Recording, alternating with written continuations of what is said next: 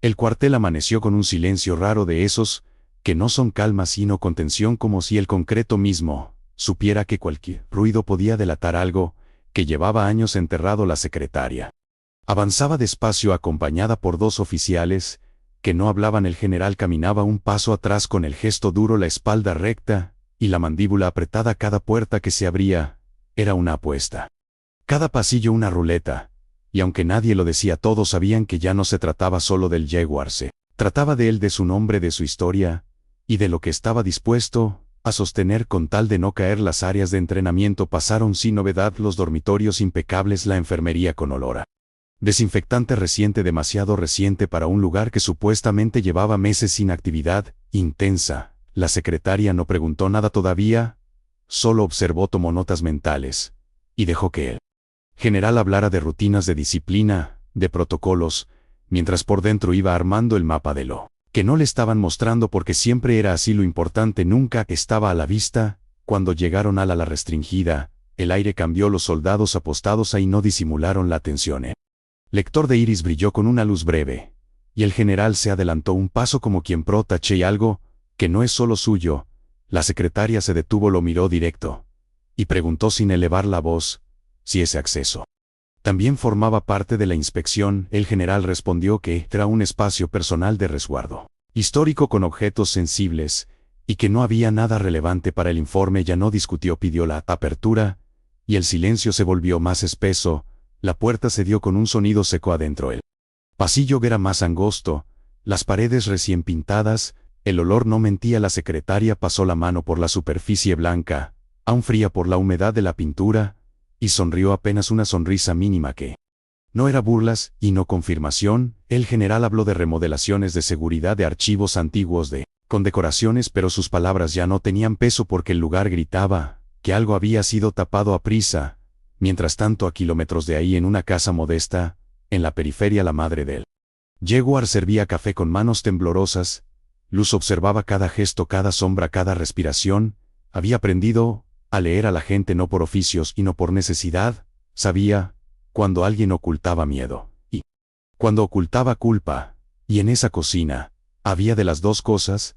La mujer habló de su hijo como se habla de un muerto, aunque nadie hubiera confirmado nada. Dijo que siempre fue impulsivo, que se metió en cosas que no entendía, que ella solo rezaba para que todo terminara. Luz asintió sin contradecirla, pero por dentro una idea empezaba a tomar forma. El monstruo siempre vuelve al origen, y si el Jaguar estaba vivo, no podía estar lejos de ahí, en otro punto de la ciudad. Ismael recibía información fragmentada, mensajes que no cuadraban, ubicaciones que se contradecían, nombres que juraban una cosa y luego no podían sostenerla. Elizabeth caminaba de un lado a otro fumando sin parar. La traición flotaba entre ellos como una pregunta sin respuesta. El parcero no aparecía, y eso ya era un mensaje. Cuando alguien desaparece en ese mundo, o está muerto, o está jugando más alto de lo que debería. De regreso en el cuartel, la secretaria pidió ver los antiguos calabozos.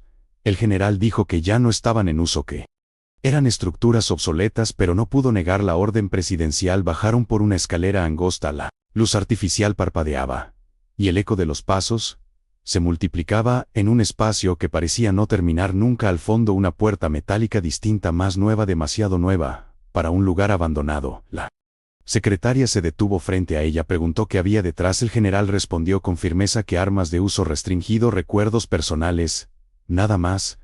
Antes de que pudiera abrirse, un grito apagado cruzó el aire. No fue fuerte, pero fue humano, y eso bastó. La secretaria alzó la mano, ordenó silencio y miró al general como quien mira a alguien que ya perdió la partida. Él intentó explicar, habló de soldados castigados, de ejercicios extremos de disciplina, pero sus palabras se deshacían en el aire, porque el grito volvió a escucharse más claro. Esta vez en la casa, la madre del Jaguar dejó caer la taza, el café se derramó. Luz no la ayudó, se acercó a la ventana, observó la calle y vio una camioneta estacionada demasiado tiempo. El instinto le gritó que no era coincidencia. Marcó un número y habló en voz baja. Dijo solo una frase: ya sé dónde buscar, y colgó. Ismael recibió la llamada, Cas, y al mismo tiempo escuchó sin interrumpir. Su rostro se endureció. Elizabeth lo miró esperando una orden. Él no habló de inmediato, pensó en los riesgos, en los nombres que podían caer, en las consecuencias pero también en la oportunidad, porque si el Jaguar estaba vivo, controlarlo significaba poder y perderlo significaba guerra. Al final dijo una sola palabra: muévanse. En el cuartel la secretaria exigió abrir la puerta. El general dudó apenas un segundo. Ese segundo lo condenó. El lector volvió a brillar, la puerta se abrió, y el olor cambió: humedad, encierro, miedo. Dos hombres aparecieron en la penumbra, golpeados, exhaustos. Vivos. La secretaria no gritó, no hizo escándalo, solo miró al general, y dijo con calma: esto se terminó. El general supo en ese instante que todo lo que había construido comenzaba a caer, pero también supo que aún tenía movimientos posibles. Dio una orden seca a sus hombres, y mientras la secretaria se giraba para salir, él pensó en el Jaguar, en Lucen Ismael, en todos los hilos que aún podía jalar, porque la guerra todavía no había terminado, solo había cambiado de forma y llega en algún punto de la ciudad.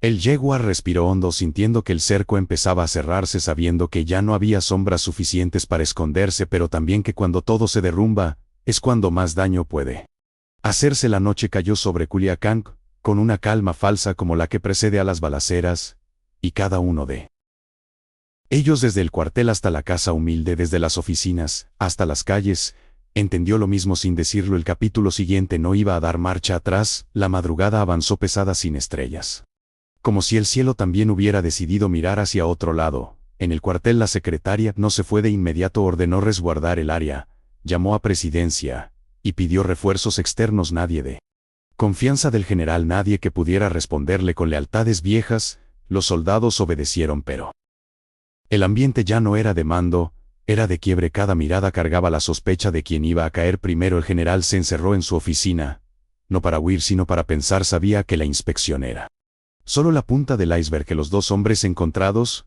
no eran el verdadero problema. El problema era el Jaguar, porque mientras él siguiera vivo, todo podía reventar. Si hablaba, si negociaba, si decidía vengarse. Se sirvió un trago sin hielo, lo bebió de un golpe, y tomó el teléfono. Había llegado el momento de mover fichas que llevaba años reservando. Luz llegó a la casa de seguridad cuando aún no amanecía. Traía el pulso firme y la mirada clara. Había seguido la camioneta hasta un barrio olvidado. Calles estrechas, casas pegadas, una de esas donde nadie pregunta, porque todos deben algo. Tocó la puerta 2 veces con el código acordado, y entró sin mirar atrás. Adentro el Jaguar estaba sentado en una silla con las manos libres, el rostro demacrado, pero los ojos encendidos. No parecía un hombre vencido, parecía un animal acorralado. Su miraron sin hablar durante varios segundos. Luz fue la primera en romper el silencio. Le dijo que ya no había dónde correr, que el cuartel había caído, que el general estaba expuesto, y que Ismael se estaba moviendo. El Jaguar sonrió, apenas una mueca cansada. Dijo que siempre supo que así iba a terminar, que lo que no esperaba era terminar escondido como un secreto mal guardado. Luz no le ofreció salvación, le ofreció una salida: hablar, decir la verdad, entregar nombres, rutas, pruebas. El Jaguar se recargó en la silla, cerró los ojos un segundo, y respondió con una pregunta: ¿y mi mamá? Ismael avanzaba con su gente por la carretera secundaria. No llevaba prisa, llevaba decisión. Elizabeth iba a su lado, callada por primera vez en mucho tiempo. Sabía que ese movimiento podía romperlo todo, darle el control absoluto. El teléfono vibró. Era Víctor. Pocas palabras, coordenadas nuevas, advertencias viejas. Ismael colgó sin responder. El juego estaba demasiado avanzado para explicaciones. En el cuartel la secretaria recibió el informe completo: los calabozos no reportados, las cámaras borradas, los registros alterados. Todo apuntaba al mismo nombre, y aún así sabía que no sería suficiente. Necesitaba al Jaguar vivo, necesitaba su voz, necesitaba que el país escuchara algo más que comunicados oficiales. Cuando salió del edificio el sol empezaba a subir, y la luz reveló que la noche había escondido demasiados ojos, mirando demasiadas bocas calladas. El general recibió la llamada de Luz. No fue una llamada amable, fue directa, cruda. Le dijo que el Jaguar estaba dispuesto a hablar, pero no con cualquiera, solo con ella, y con garantías. El general cerró los ojos, entendió que ya no tenía el control, solo la posibilidad de negociar su propia caída. Respondió que haría lo necesario, aunque por dentro sabía que estaba comprando tiempo nada más. En la casa de seguridad el Jaguar pidió agua. Luz se la dio, sin quitarle los ojos de encima. Él habló despacio, contó fragmentos, nombres, lugares, fechas. No todo todavía, solo lo suficiente para demostrar que no estaba blufeando. Cuando mencionó la fosa común, Luz apretó los dientes. Cuando habló de mujeres desaparecidas, la habitación se volvió más pequeña. El Jaguar no pidió perdón, explicó el sistema como quien explica una máquina averiada. Ismael recibió el aviso de último momento, la ubicación había cambiado. Alguien se les adelantó. Golpeó el volante, maldijo. Elizabeth lo miró y dijo que aún podían girar, que aún podían tomar otra ruta. Pero Ismael negó con la cabeza. Ya no era cuestión de rutas, era cuestión de poder, y el poder estaba moviéndose sin ellos. Al caer la tarde, la secretaria se preparó para una conferencia. No iba a anunciar nada aún, pero iba a marcar territorio, cámaras, micrófonos, un mensaje claro: el Estado no negocia con sombras. Mientras tanto, en un punto no revelado, Luz escoltaba al Jaguar hacia un traslado discreto. Sabía que cada kilómetro era un riesgo, que cada minuto era una bala potencial. El Jaguar miró por la ventana y murmuró que nunca pensó salir así, y no como jefe, no como mitos, y no como prueba. El general observó las noticias desde su oficina apagada. Entendió que el cerco ya no era externo, era interno. Su nombre empezaba a circular, sin decirse del todo. Tomó el teléfono una última vez y llamó a